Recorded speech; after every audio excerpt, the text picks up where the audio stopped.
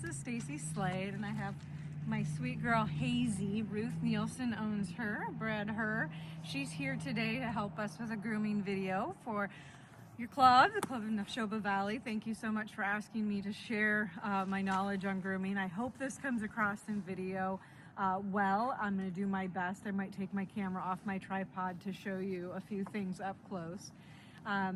So to get started, we are going to show basic grooming skills that are good for every Bernese Mountain Dog, for a pet, for a show dog. Typically when I groom a dog for the show ring, I really focus just on the ears and the feet, and that's it. There's not a lot of other trimming that goes on.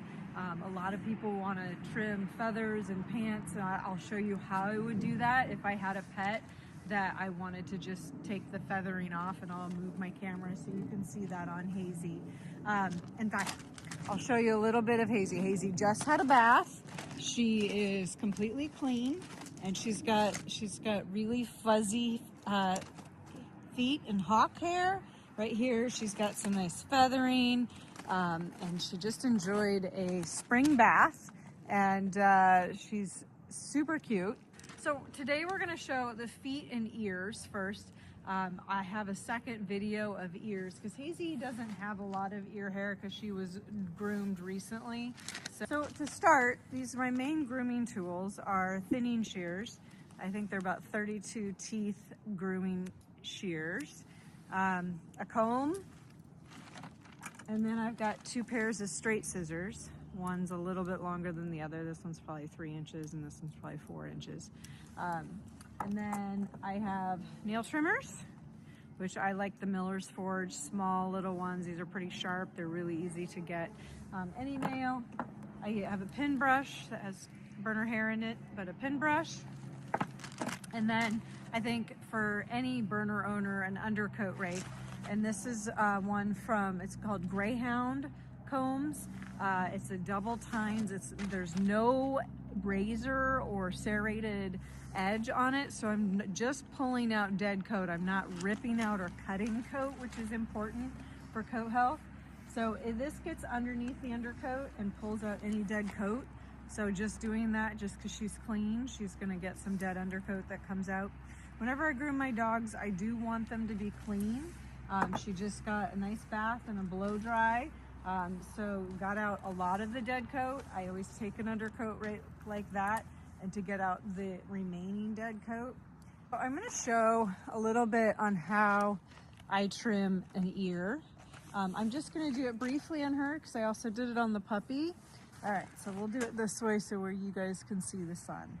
So I just take a comb and I brush up the excess hair, and on Hazy, I just take my thinners about 2 inches from the tips of the edge of the hair, and I start to cut it out. And I comb out some, and I take out, and I'm just going on the top of the hair and taking off the excess hair on top. So I'm not going deep into the ear to the roots, because you want a good look. You don't want to see scissor marks. So again, just taking off the top of the ear and giving it some shape.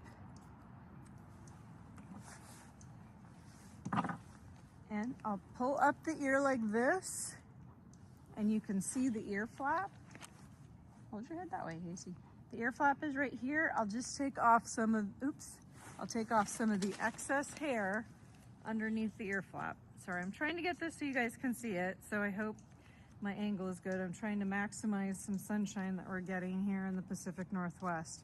So on top of the ear, I just take off the excess, and then behind the ear, I just follow the flap of the ear. I comb it down. I follow the flap of the ear, and I trim it coming down here to neaten this all up. Behind the ear, I will take off, just again, thinners. The bell of the ear down here, see how it comes, trying to get to where it neaten it straight down the flap of the ear. All right, I think the puppy will show it a little bit better, so I'm gonna leave that to the puppy, but hopefully that gives you another perspective. Hi, Hazy. I know. Oh, you're such a good dog. And I have treats as part of any grooming session, so she's getting a little rewarded here and there too. But you can see this ear is all got, you know, flyaways, and then now this ear is all neatened up. And I still would like to neaten up a little bit on the top. Just giving it, taking off the ear fuzzies. We don't like the ear fuzzies when they come longer than the ear. So, all right, so I'm gonna try and show the feet. So with the feet, the first thing I do, yep, she's very good at giving her foot. First thing I do with the foot, I'm gonna bring you guys in a little bit here, is trim the nails. Trimming nails is important to do frequently, and I just do the edges, the very tips of her nails, and I do them about every 2 weeks, making sure to avoid the quick. They really do need to have fairly short nails, making sure to get the dew claws. So I get down the nails down to the quick, so it's pretty short. So that's for the health of your dog. Wait, can I have your foot again? Come here. Good girl, Hazy. So the next thing I do is I trim off the hair on the bottom of the pads. The first thing I do, trim off the hair on the bottom of the feet. So all this hair that's underneath here, we call them Grinch feet. We'll pick up the foot and with straight scissors, trim off the hair on the bottom of the feet so they can get traction on slippery floors and they don't carry in as much dirt, and it's cleaner and it's more sanitary. It'll keep the inside of the pad drier. So I'm just trimming along the pads, not going in the pads, just along the top. So it's one surface, one flush surface. I don't go inside the pads. I just trim on the outside of the pads, getting any loose hair. So on the outside, I just follow the line of the pad and with the hair. And I let her stand on her foot every once in a while so she doesn't lose her balance. For the front part of the paw, to make this neat is I take my scissors. Let's see, go right here, Hazy. As I take my scissors, I go straight down from the nail down to and I follow my scissors along the pad. I'll take out anything underneath here. And on this wispy here, I just go straight down. My scissors are straight down to the table. Take it off there, and then I follow along the pad of the foot to neaten that up. And then I go straight across in the front. Yep, you're being a good girl, Hazy. Straight across in the front. And again, this little flippy here, I just go straight down over the nail and follow along the foot pad to make a nice little cat foot. So some people will ask me, Stacy, what do you do with this stuff that just sticks up, right? So I take my thinning shears and I just on the top of it go over the foot. Be a good girl, Hazy. So I just do the top of the foot. So I've got kind of a boxy look on front and I follow the line of the foot. There you go. I'll take off, I might brush it up a little bit.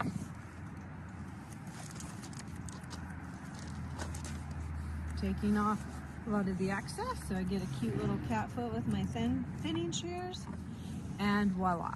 So that's the foot. So the feathers I don't trim. I brush and I make sure they're not matted. I use a pin brush for this. Sometimes I'll get in there with the undercoat rake to get down deep, but you really want to make sure that there's no mats. I'll bring a comb in. There's no mats in there. For the show ring, we leave that. This is how you want them. You like hair, we want hair. This is a coated breed. If you have a spayed dog that has just a lot of hair and it's getting matted, you could take thinning shears, and I'm not going to do it to Hazy because she has a show coat, But you can come in and just take off the top, just down, going down. You won't get teeth marks.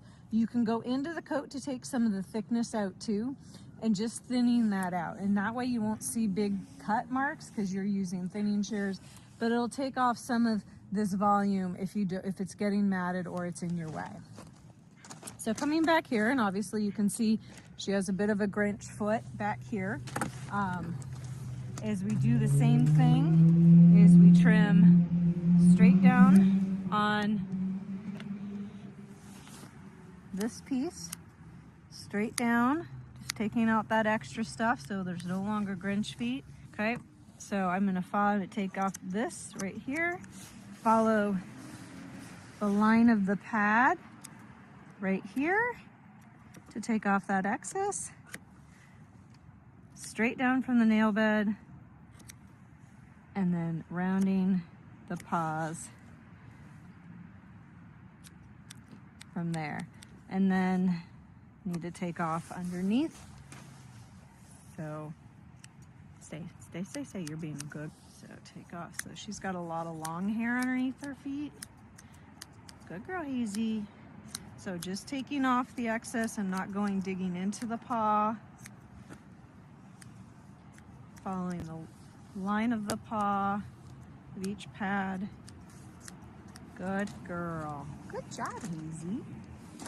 So, thinning shears, I might brush this up a little bit. Trim off the top. So stop. You're fine. And neaten that up around like a little cat foot. She's a little ticklish on that foot. Good girl. All right. So there we've got little cat feet. So hawk hair, if you get a lot of hawk hair, which she has some, is you can take straight scissors to it. I will comb it straight out.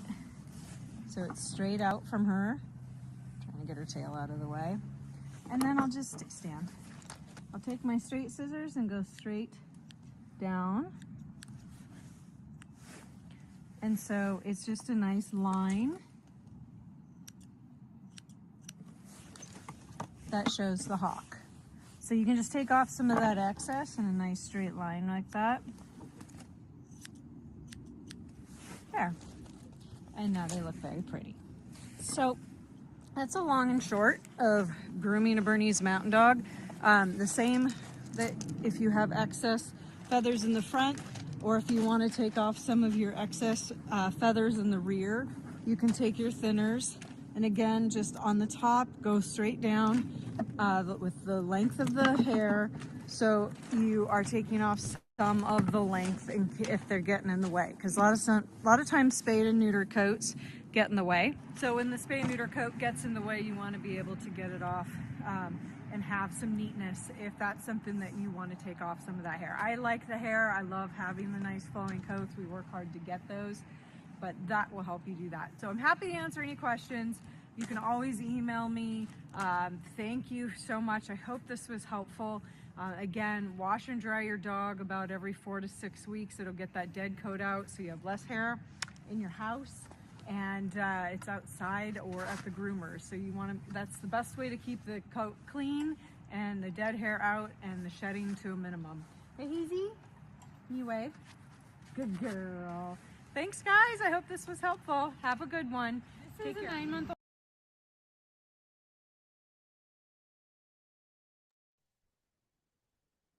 Clean. You really want to start with a clean dog. And so you can see these glorious ear feathers that are coming out. We're going to take them all off. See, that's quite the lovely. So I usually take my thinners and I pull up the ear flap. You can see the extra along the ear flap. And I just take that length off. You're fine. Good girl. I tell her she's a good dog. Treats are definitely always part of grooming. And I just take that length off.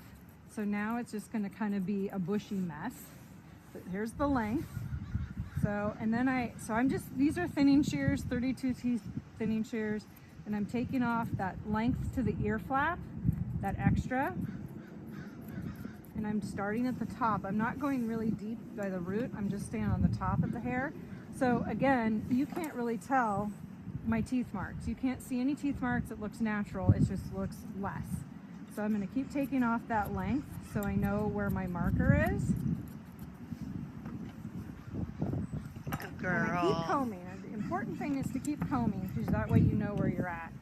So it's combing and it's this stuff underneath. So there's this extra stuff underneath. I'm going to take off on the top just with my thinners. That stuff is the stuff that's really easy to get matted because it's thinner, and just keep combing and thinning. So now I've got the excess length off on the top on the ear. You see this extra stuff up here. So I'm going to comb it down so I can see where I'm going, and I take my scissors and I lay them flat and I take off just where there's some excess little bumps of hair. And I keep taking up. You're a good girl, Ruby. It's time for a treat. Time for a treat. So I take off that excess just to make it all one layer on the ear. And slowly by slowly, we get a trimmed ear. So I'm just going down. So I'm going to neaten it up.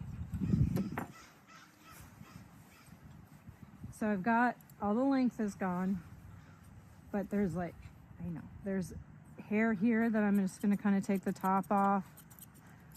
And then underneath the ear, I took the length out, but there's still some width. So I'm going to take it and just go at the top and then make sure I can comb it out.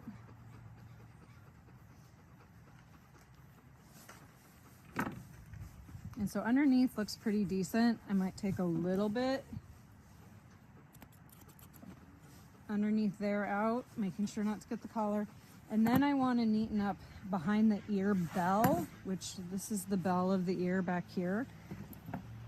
So I will take my thinners and just take a little bit of that thickness right here out and round it around the bell of the ear. So now we have an ear. I know, wow, scissors, not food. And this is, she's never had this done, so the scissors sound a little funny on her ear. She's just trying to check it all out. So now we have a groomed ear. And I'm going straight down on the ear pretty much the entire time. And just taking off that excess layer so we don't have the Einstein ears. So it's now, and these are nice thinning shears. I have $100 thinning shears. These are $300 thinning shears. So, but they last a lifetime. Amazon thinning shears last enough time. Yeah, they do. Yeah, I mean, scissors are scissors, really. So, I mean. And most of the time at the dog shows, there's usually a sharpener there. You can drop them off. So there's the before and after. Yeah, good ears. Hi, sweet. Good job. Okay, she's done.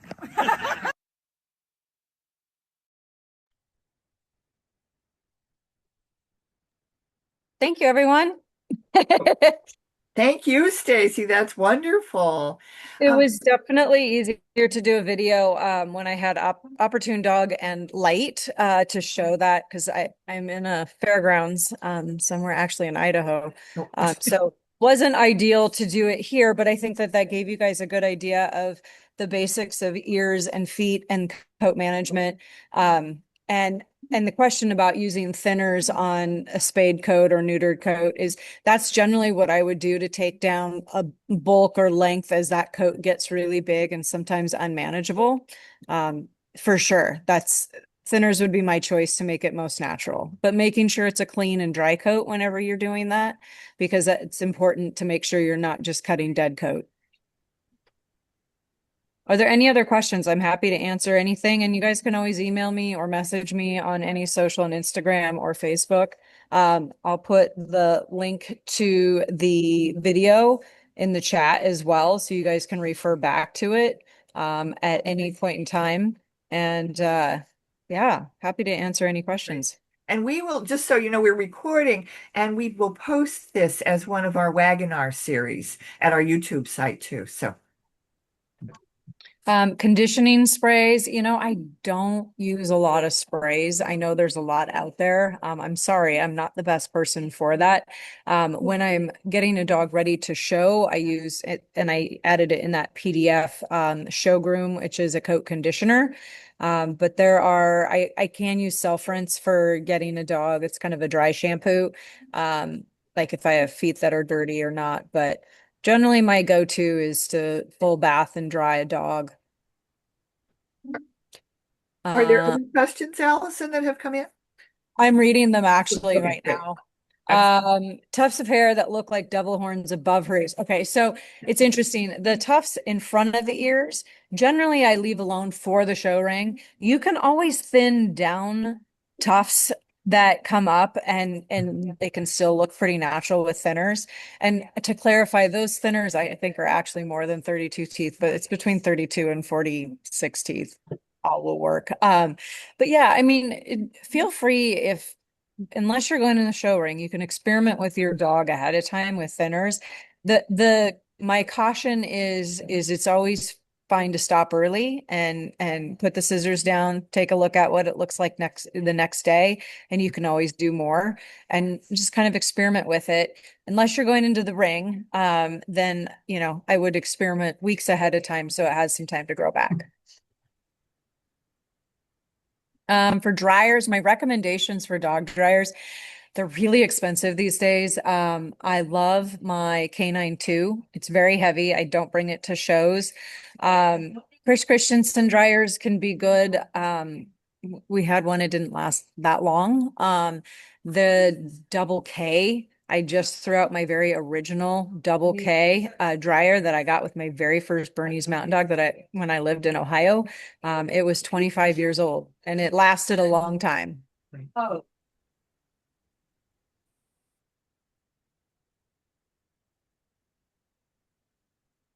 I'm still using mine from that era. They last a long time, and my Canine 2 has done really well as well. Yeah, there's some stuff that was still originally made really well. Do you ever shave versus scissor with feet, especially on the foot? But I do not, because I have seen too many dogs get razor burn from clippers, and I don't take off all the hair in between the pads. I've never found it necessary. Now, if you live in an area with sap or Northwest, we have slugs, then you might take off more, but I've never needed to unless I'm cutting out sap. But I never use clippers on a burner. I don't use clippers on the top of the feet. It's really obvious to me. That's just a real blunt. It's kind of putting a bowl over someone's hair and cutting around the bowl versus actually cutting the hair nicely with scissors is how I see using clippers. Some people do it and do it well. It's just not me. And also, Dremels are great for toenails if you're worried about quicking your dog. I find that that's a really good opportunity for people to learn how to do nails and get them fairly short, but you have to do it every week. I mean, you have to do it consistently with the Dremel too. And Um, Stacy, on the nails, you were clipping each nail more than once, right? Yeah, so what Little I'm doing clips. is I'm shaving the nail. So if let's say my thumbnail was a dog's nail, is I take off the top and then I go on the side to round it and I can just continue shaving it until I get it the length I have. Those little clippers are so sharp and I have small hands, they fit in my hands well. They don't do the ka-chunk. I can see where they are exactly and they're like $10. So I have found the most success with them. Let's see. I don't know for probiotic. Oh, detangled for spade coat stuff. Oh, good. Yeah, that's super helpful. I don't typically have spayed or neutered coats. I don't have neutered coats because I don't end up neutering my boys, but on the spayed coats, having something between baths to detangle probably is very helpful. And there's probably a lot of products out there. So definitely ask around. Unfortunately, I don't have any recommendations because I don't have a long spade coat. Double blended scissors. Did I answer that? Yeah, I don't typically use double blended scissors because I'm not doing heavy coat work because I don't trim much off the coat. So I think that would be good for a spayed or neutered coat it's just that double blended, or the thinners are on both sides of the shear instead of just one straight shear and a thinner. It's just it's a more aggressive cut. So if you're really looking to take off spayed or neutered coat, that's where I would use those. Any other questions? I think when Julie and I watched the video with you originally, we just love the rake that you have.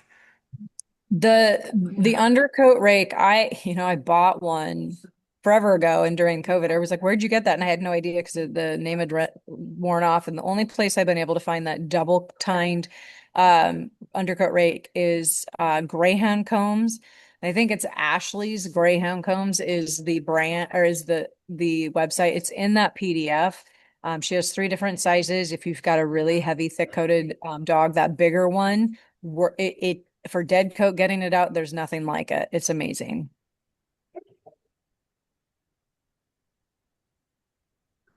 Cool. Well, I hope I see some of you in a month and a half over in Oregon at the National Specialty. Um, feel free to come up and say hi. And if you have any questions or want to come watch or just want to, heckle me, feel free. Happy to say hi to anyone and help anybody. I'm always, if I have the time, I'd be more than happy to come over and take a look at the dog and help you out with some suggestions as well. Always helping anybody I can with the knowledge I have, because it's a specific set of knowledge. So happy to share it. Well, thank you so very much for today. I think everybody really enjoyed this and got a lot from it. And we really, really appreciate all of the work that you put into getting it ready for us. Thank you, thank you. And feel free to stay on with any of our additional meeting, but you may not wish to, and you obviously have a show ahead of you. So I do. I actually have to go get 5 dogs ready for the ring today. So, but thank you guys. I appreciate it and wish us luck. Hopefully we have a good day in the ring. So thank Good you. luck, Stacy.